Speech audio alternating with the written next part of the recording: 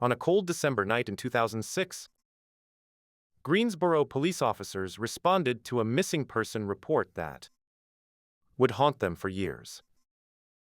27-year-old Sherry Jackson had vanished. Her car sat untouched in the parking lot. Her phone rang unanswered from the counter inside. When officers entered her apartment, the air was thick with bleach and decay.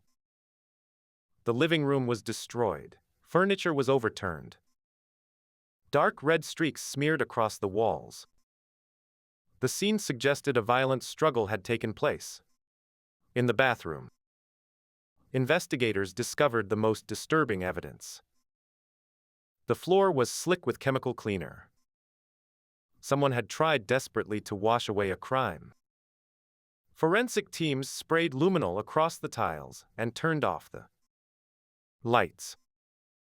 The room exploded with bright blue fluorescence. Blood was everywhere. It covered the floor, the bathtub walls, and the sink. Someone had suffered a horrific attack in that small space. But Sherry Jackson was nowhere to be found. Sherry grew up in Asheville, North Carolina. Raised by loving parents MacArthur and Clara. She was an honor roll student, a cheerleader, and homecoming queen. She had a heart for helping others and worked with adults with disabilities. She moved to Greensboro to build her future. There she met DeCarlo Bennett, a charming club promoter. Their relationship seemed perfect at first. But behind closed doors, DeCarlo became possessive and controlling. He checked her phone and demanded to know her whereabouts constantly. By late 2006, Sherry knew she had to leave DeCarlo. She began making quiet plans to break off the relationship and start fresh. On November 26th, she was supposed to attend a party with coworkers. She never arrived, she never called. Her friends grew worried when days passed with no word. When her paycheck sat unclaimed at work, her coworkers knew something terrible had happened. They drove to her apartment and found her car still parked outside. No one answered the door. Police secured permission to enter Sherry's apartment. Inside, they found signs of a violent struggle. DeCarlo Bennett walked through the door while investigators processed the scene. He claimed he had argued with Sherry over her outfit and left her alone that Sunday night. He told police she was 3 months pregnant with his child. His story seemed rehearsed. But phone records revealed a damning detail. After November 26th, DeCarlo never called Sherry again. He claimed to be frantic with worry, yet his phone proved otherwise. Detectives discovered that police had been called to Sherry's apartment weeks earlier after a violent domestic argument. She had visible marks on her body but covered for DeCarlo out of fear. Investigators searched DeCarlo's car and found dark stains inside. When they opened the trunk, the overwhelming smell of human decomposition hit them. DeCarlo claimed the blood was from a minor cut on Sherry's finger. The story was absurd. DNA later confirmed the blood belonged to Sherry and was mixed with Carlo's own blood.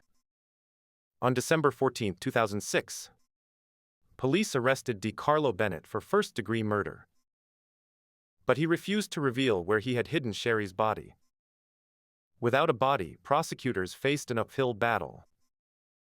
Search crews combed through forests, lakes, and landfills. Cadaver dogs searched abandoned buildings. Helicopters scanned the terrain from above. Months passed, then years. Sherry's parents endured an agonizing limbo, unable to lay their daughter to rest. Carlo sat silent in his cell, knowing the legal system struggled with no-body murder cases. In June 2008, DeCarlo's lawyer contacted prosecutors with a deal. He would draw a map to Sherry's body if his charge was reduced to second-degree murder.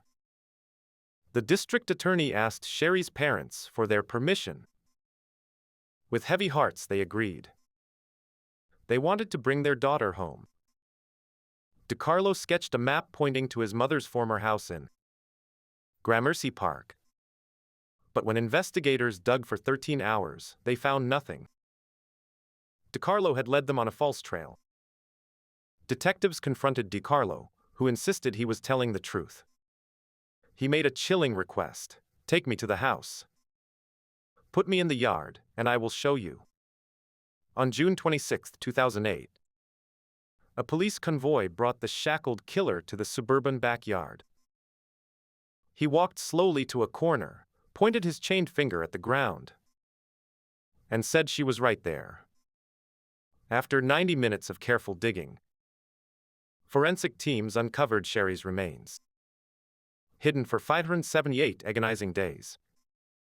The autopsy revealed Sherry suffered blunt force trauma and manual strangulation. She was 3 months pregnant.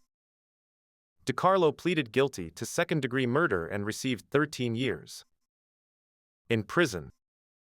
He served just 12 years and 4 months before his release in 2021. Today he walks free. Sherry's family and friends formed a nonprofit organization in her name, dedicated to domestic violence awareness. Her story serves as a warning. Leaving an abusive partner is the most dangerous time for victims. May Sherry Jackson rest in peace.